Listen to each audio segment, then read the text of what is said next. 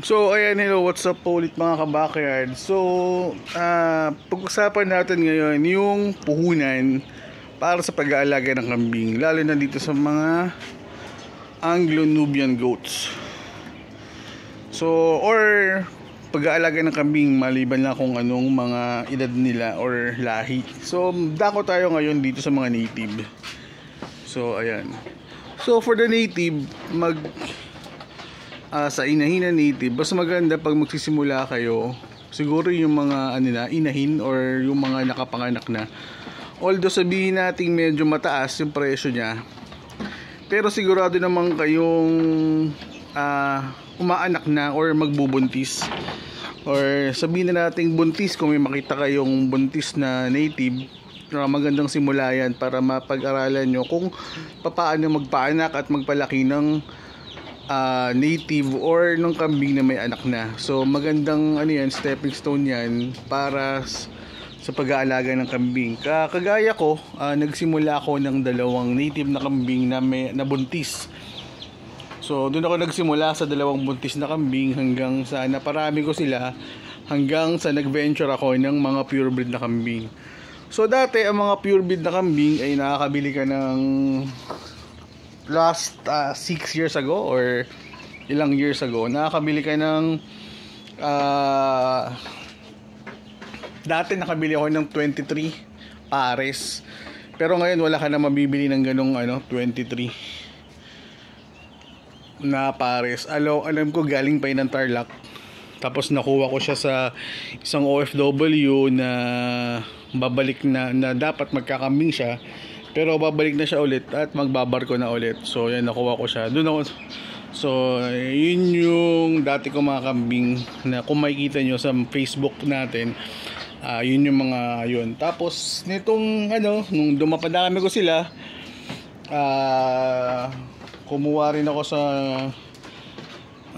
sa may saan ba to, sa San Ildefonso, San Miguel, yan, kasama ito yung mga lahi nito nakuha ko. And then tingnan niyo yung other nito, laki-laki yung milk bag niya. Yan, kasi nagsimula rin ako sa magandang lahi ng Barako, so napalaki ko yung milk bag niya.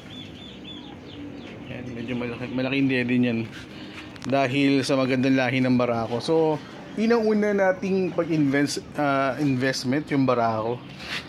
So ayan pagaya nito, ayan build pa lang ng katawan, di ba?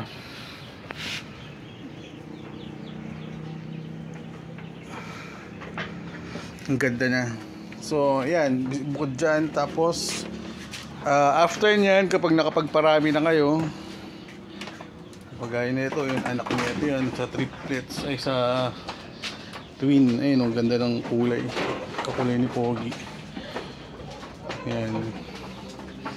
Kapag nakapagparami na kayo, pwede na kayong magdagdag ng mga dumalaga.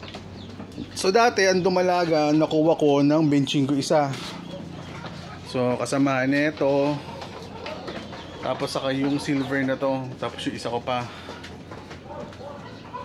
Yan, dumalaga. Dati ang dumalaga, ang presyo niyan is 25,000. Hanggang ngayon naman 25,000 din naman, lalo sa mga lalaking farm. Yan. Tapos ito, yearling ko nakuha. Maswerte ako, buntis din ko sa nakuha. Naibenta ko na rin yung anak. Tapos ito ngayon yung isa pa niyang anak ngayon, laki anak ni Pogi. Pangalawang pa lang beses niyang mga anak sa akin. Nakuha ko to 30,000. So kung nakikita nyo, hindi ganun, kahit small backyard farm lang kami, yung mga puhunan namin at yung mga pinanggalingan din ng mga kambing namin is hindi rin basta-basta. So respeto lang din po sa mga nagtatanong at mga nagtatanong kung bakit ang mahal naman ng kambing nyo. Sir, ay mahal naman, wala bang bawas yan? So sir, wala pong bawas yan, kasi yung presyo ng kambing na yan na hindi rin biro. Yung pinagbila namin yan, umiinom lang siya. Tatawagin ko lang mamaya ulit. Nauuhaw. Ayan. So hindi rin po kasi biro yung mga ginastos namin sa pagpapagawa ng pagbili ng mga materialis na mga pang-alaga. Kagaya nito rin, nung barako natin si Pogi nabenta ko siya ng 30,000 din na higit. Cut na ulit. Pasok! Tapos ito pa, yung pagpapagawa ko ng kulungan.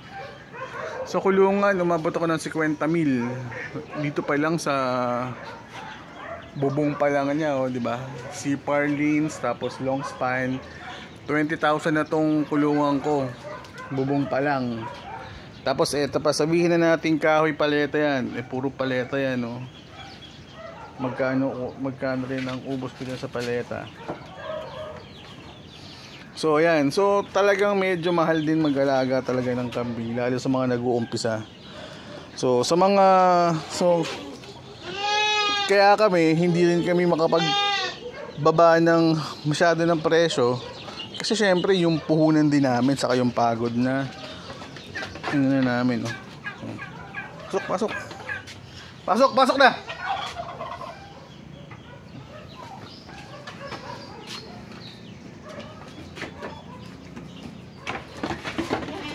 So hindi rin kasi biro yung ginastos namin para sa pag-aalaga ng kambing. Yan, bukod pa yan sa vitamins na binibigay namin sa mga kambing at sa mga pakain. Although yan, naka free range kami, pero ayan, oh, kung nakikita nyo, meron pa rin kaming mga corn silage. So hindi rin namin meron pa kaming feeds. So kung gusto nyo talagang mag-alaga ng kambing, hindi naman namin kayo pinipilit na bumili ka agad ng mga pure breed na kagaya dito, Anglo-Nubian. Pwede kayong mag-venture ng mga native. Ito, kagaya na ito. Ito, yung mga anak niya, binibenta ko na rin. Yan. So pwede rin kayo mag-venture dyan sa mga natives. So, hindi naman namin kayo pinipilit na bumili ka agad kayo ng pure breed. So respeto lang din po sa mga buyer na alam naman natin na hindi madaling kumita ng pera, pero sana respetuhin din po natin yung hirap at pagod nung mga nag-aalaga ng kambing. So yun lang, happy farming po at salamat po sa pagsubaybay po sa aming farm. At hanggang dito na lang po at bibigay pa ako ng vitamin sa mga kambing. Salamat!